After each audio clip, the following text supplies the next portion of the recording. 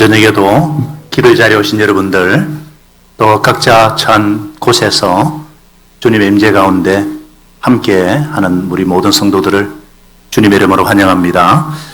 이 저녁에 하나님께서 저와 여러분에게 주시는 말씀은 시편 43편 말씀입니다. 1절에서 5절까지 우리 시편 43편 말씀을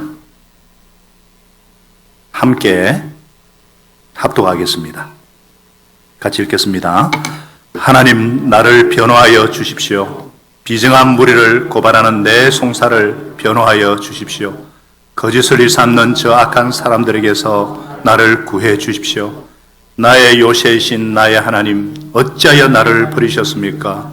어찌하여 나는 원수에게 짓눌려 슬픔에 잠겨 있어야만 합니까? 주님의 빛과 주님의 진리를 나에게 보내어 주시어 나의 길잡이가 되게 하시고 주님의 거룩한 산, 주님이 계시는 그 장막으로 나를 데려가게 해 주십시오.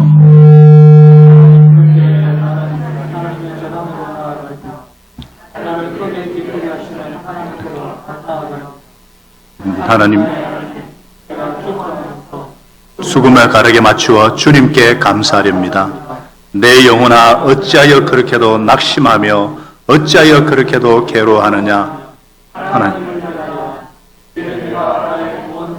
나의 하나님, 또다시 찬양하련다. 아멘. 오늘 선포, 치유를 향한 외침이란 제목으로 함께 말씀의 은혜를 나누고자 합니다. 낙심되는 일이 우리 주변에는 항상 발생합니다. 인천에서 치킨집을 운영하던 50대 가장이 지난 9일에 빗길에 배달을 나갔다가 30대 여성이 모는 음주운전 차량에 치여서 숨졌습니다. 코로나로 배달 주문이 밀려들었지만 아르바이트를 쓰기 어려운 형편 때문에 직접 배달을 나갔다가 사고를 당했습니다. 배달을 갔다가 영영 돌아오지 않는 남편과 아빠를 기다리는 아내와 딸의 마음이 얼마나 낙심이 되었을까요? 지난 6일 오후 3시 반쯤에 만취 운전자 50대 남성이 몰던 승용차가 인도로 돌진해서 가로등을 들이받았습니다. 이 충격으로 가로등이 쓰러지면서 바로 옆에 서 있던 6살짜리 남자아이와 가게 앞에 앉아있던 남성인을 덮쳤습니다. 남자아이는 병원으로 옮겨졌지만 숨졌습니다. 왜냐하면 햄버거를 먹고 싶은데 마스크를 끼지 않아서 엄마가 햄버거 가게에 들어갔다가 밖에 있다가 그런 일을 당했. 그러니까 엄마가 얼마나 이 일로 낙심이 되었겠어요. 평생 트라우마를 안고 살아야 합니다. 우리 인생은 낙심과 불안의 연속입니다. 예수님을 믿는 신자도 낙심하고 불안합니다. 사업의 어려움으로, 전혀 예기치 못한 사고로, 뜻밖의 질병으로, 가정의 문제로, 얘기지 못한 말 한마디에 자신도 모르게 낙심합니다. 오늘 시편 43편의 저자도 낙심과 불안에 시달렸습니다. 원수들의 옳지 못한 폭력과 포악에 의해 쫓겨난 후에 그것을 보응해 주시도록 하나님께 부르짖고 있습니다. 저도 낙심되고 불안할 때가 많습니다. 그렇게 기도를 했는데 아픈 성도들은 자꾸만 생기고, 마시는 분은 아시는지 모르겠지만 아내도 너무 아파서 2주 동안 너무 힘들어할 때 불안했습니다. 결국 갑상선 기능 한진증으로 판명이 되어서 구체적으로 기도할 수 있어 다행이지만, 게다가 계속 기도를 하는데 떨어질 것 같은데 50명 이하로 떨어져서 생활 방역으로 전환돼야 되는데, 그래야 예배를 하면 그래도 드릴 수 있는데, 이 목회자들마다 교회마다 힘들어서 아우성입니다. 경제는 어떻고요? 죽을 것 같은 고생을 하는 분들이 있어요. 우리 모두와 이 시대 사람들은 대부분 낙심하고 불안해하고 힘들어합니다. 이 낙심된 마음, 이 불안한 마음이 어떻게 치유될 수 있을까? 기도하지만 힘들어요.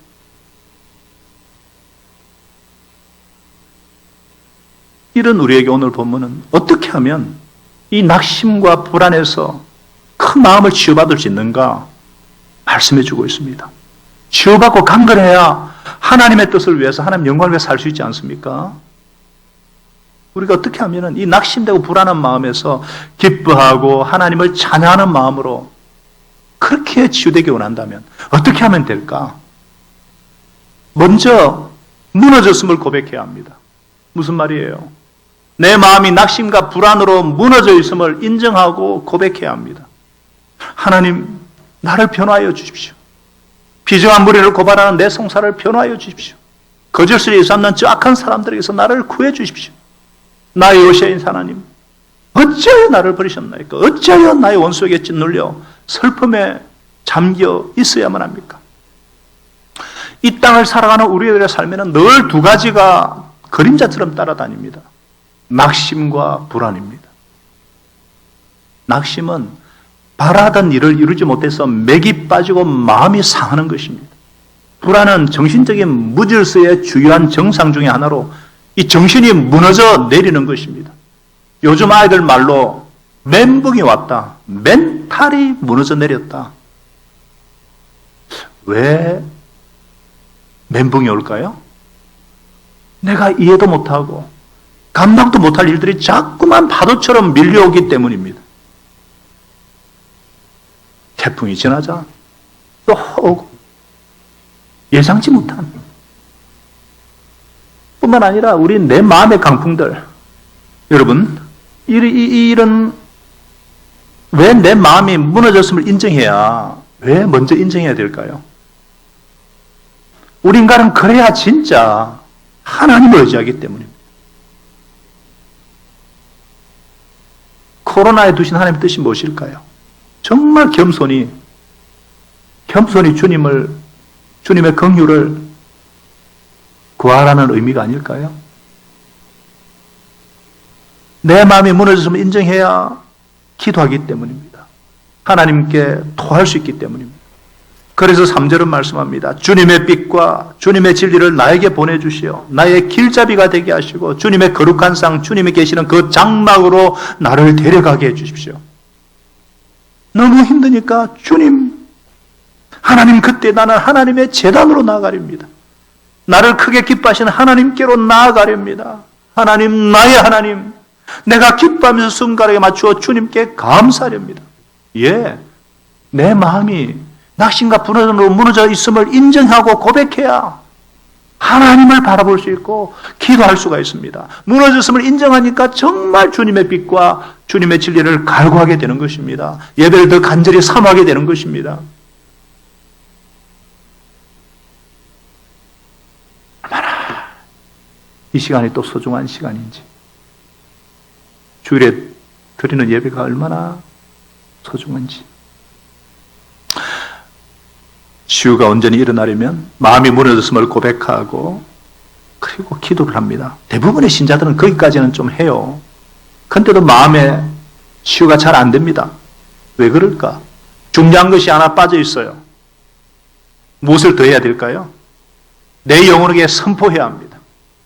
내 영혼에게 선포했습니다. 내 영혼에게 하나님의 말씀을 선포하라는 말이에요. 5절은 말씀합니다. 내 영혼아, 어찌하여 그렇게도 낙심하며 어찌하여 그렇게도 괴로워하느냐? 하나님을 바라라. 하나님을 기다리라. 이제 내가 나의 구원자, 나의 하나님을 또다시 찬양하련다. 왜 내 영혼을 향해서 하나님의 말씀을 선포해야 치유가 될까요? 이 선포가 믿음의 증거고 믿음의 외침이기 때문입니다. 하나님은 나를 치유하기를 원하시고 또 치유하시는데 나의 믿음을 요구하십니다. 그게 선포입니다. 내 영혼에게 하나님의 말씀을 선포하는 것이 진짜 믿음입니다. 먼저 선포하라는 거예요. 상황의 환경이 어떠하든 먼저 내 영혼에게 하나님의 말씀을 선포하라는 거예요. 하나님은 혼돈하고 공허하고 흑암이 깊어 있는 아무것도 없는 상태에서 먼저 말씀이 울렸습니다. 빛이 있으라. 지금 코로나로 인해서 우리가 시편 기자처럼 낙심할 수밖에 없는 환경을 만났어요. 환경을 바라보면 정말 눈물이 나올 수밖에 없는 환경입니다. 어떤 분에게는 이 시간들이 너무너무 하루하루 살아가는 조차도 힘겨운 분들이 있어요. 한 편의점 업주가 4개월 동안 24시간 혼자서 영업을 해야 됩니다. 발이 퉁퉁 붓고 개보다 못한 삶을 산다고 토로를 하는 것을 들었습니다. 우리 자녀들도 그렇고요. 우리도 이 아픈 부모들과 목장 식구들로 인해서 또 관계로 인해서 참 마음이 무너져 내린 분들이 많습니다. 이럴 때일수록 우리가 해야 될 일이 무엇입니까? 시편 기자처럼 눈을 들어서 하나님을 바라보고 낙심하는 스스로를 향해서 선포할 수 있어야 합니다. 내 영혼아, 네가 어찌하여 낭망하며 어찌하여 네 속에서 불안해하는고? 너는 하나님께 소망을 두라. 내 영혼아, 너는 하나님을 바라라. 이렇게 선포할 수 있기를 축복합니다. 이스라엘 백성들이요, 난공불락의 요새 철옹성 여리고 앞에 섰을 때 낙심할 수밖에 없었는데 하나님의 말씀에 순종해서 매일 하루 한 바퀴씩 돌고 마지막 7째 날에 7바퀴를 돌고 그 7번째가 되어서 제사날에 나팔을 불 때 여호수아가 백성들에게 이렇게 명령했습니다. 큰 소리로 외쳐라. 주님께서 너에게 이 성을 주셨다. 그래서 제사장들이 나팔을 뿡 하고 불었어요. 그 나팔 소리를 듣고서 백성들이 일제히 큰 소리로 외치니까 성벽이 무너져 내렸습니다. 백성들이 일제히 성으로 진격해서 그 성을 점령했습니다. 제사장들이 나팔을 불 때에 백성들이 크게 소리 질러서 주님께서 이 성을 주셨다. 와! 외치니까 난공불락의 여리고성이 콱 무너져 내렸어. 이것이 선포의 능력입니다. 여러분, 가장 어렵고 낙심되고 불안할 때에 선포해야 될 하나님의 말씀이 무엇입니까? 나 자신을 위해서, 또한 우리 자녀가 오늘 모의고사 시험을 치고 또 임용을 준비하고 있는데 그들의 영혼을 위해서 어떻게 선포하겠습니까? 아무것도 염려하지 말고 모든 일에 기도와 간구로 감사함으로 하나님께 아뢰라. 그러면 모든 찌각에 뛰어난 하나님의 평강이 예수 안에서 너희 마음과 생각을 지키시리라. 집중력도 주실 것이고 암기력도 주실 것이고 최선을 다하라. 결과는 하나님께 맡기고 이렇게 선포를 해야 돼요. 내 영혼을 향해서, 그리고 목장 식구를 향해서, 우리 자녀를 향해서 이 소망의 말씀을 선포하고 외칠 때에 치유가 일어날 줄로 믿습니다. 이 선포를 통해서 이 치유가 일어나려면 우리 삶에 어떤 변화가 또 있어야 되느냐? 기쁨으로 찬양해야 돼요. 무너졌음을 인정하고 내 영혼에게 선포할 뿐 아니라 기쁨으로 찬양해야 됩니다. 오늘 우리 이상호 목자님 인도로 찬양이 아주 제 마음에 감동이 되었습니다. 내 영혼에 하나님의 말씀이 선포되고 기쁨이 회복되기 시작하면 찬양이 터지기 시작해요. 믿음으로 하나님을 찬양하라는 것입니다. 4절 5절은 다시 말씀합니다. 하나님, 그때에 나는 하나님의 제단으로 나아가렵니다. 나를 크게 기뻐하시는 하나님께로 나아가렵니다. 하나님, 나의 하나님, 내가 기뻐하면서 수금가락에 맞추어 주님께 감사합니다. 내 영혼아, 어찌하여 그렇게도 낙심하며 어찌하여 그렇게도 괴로워하느냐? 하나님을 기다리라. 이젠 내가 나의 구원자, 나의 하나님을 또다시 찬양하련다.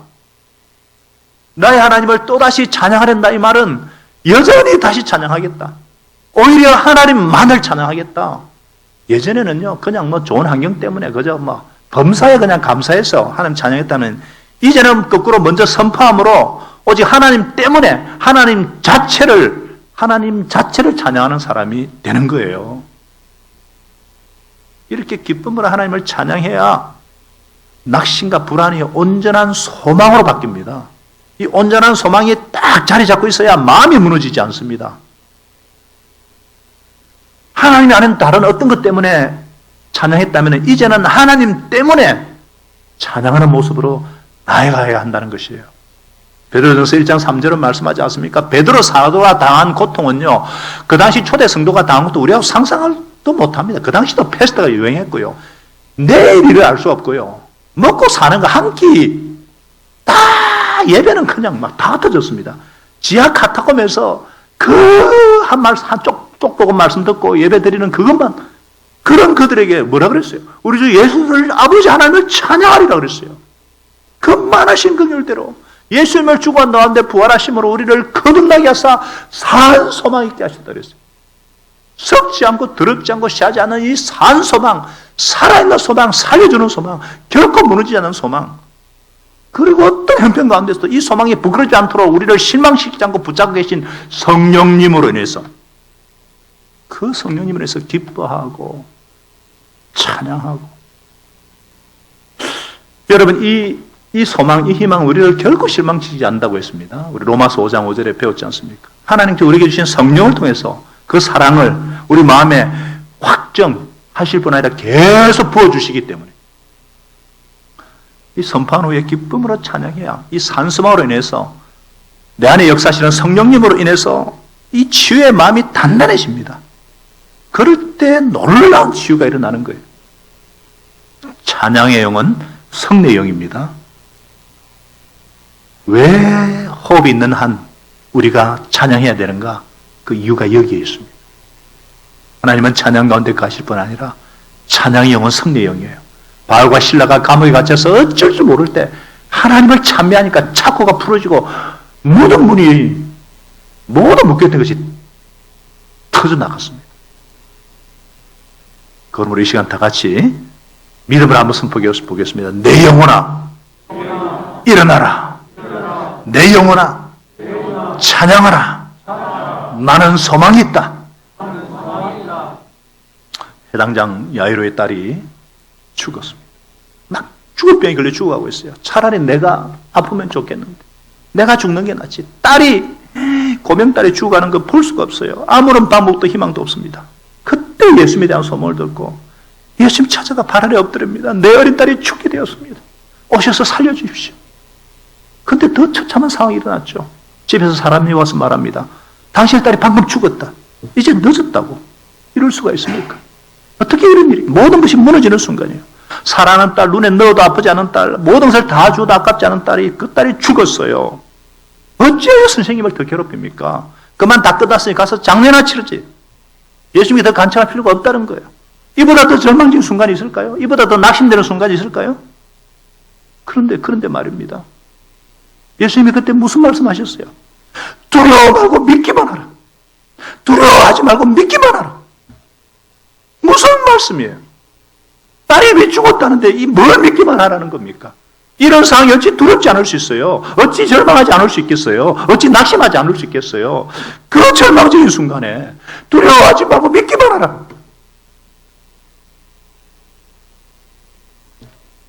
낙심 가운데 계신 분이 있습니까? 절망 가운데 있는 분이 계십니까? 이 마음의 어두운 터널 속에 갇혀 있는 분이 계십니까? 다른 어떤 말이 들리지 않을지라도 예수님이 이 말씀 한마디는 들리면 좋겠습니다. 두려워하지 말고 믿기만 하라. 두려워하지 말고 믿기만 하라.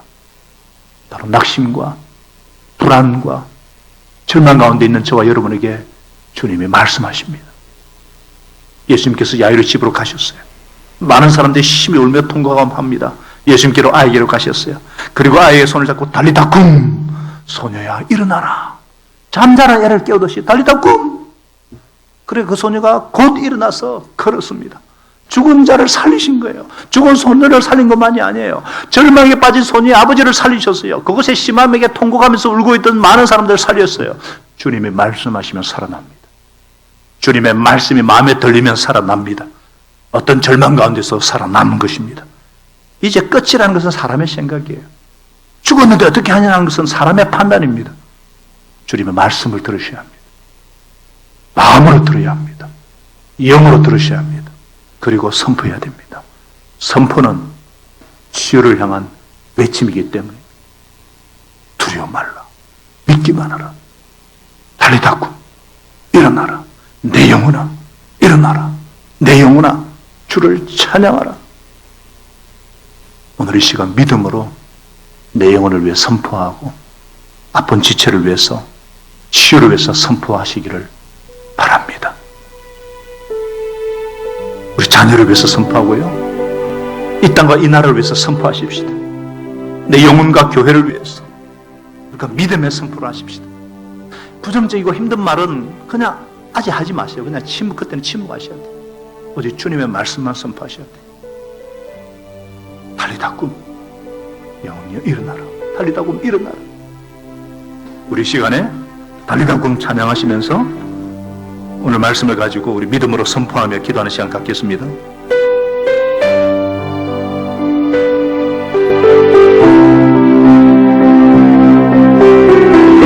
오늘 들은 말씀을 정리하면서 찬양하겠습니다. 캄캄한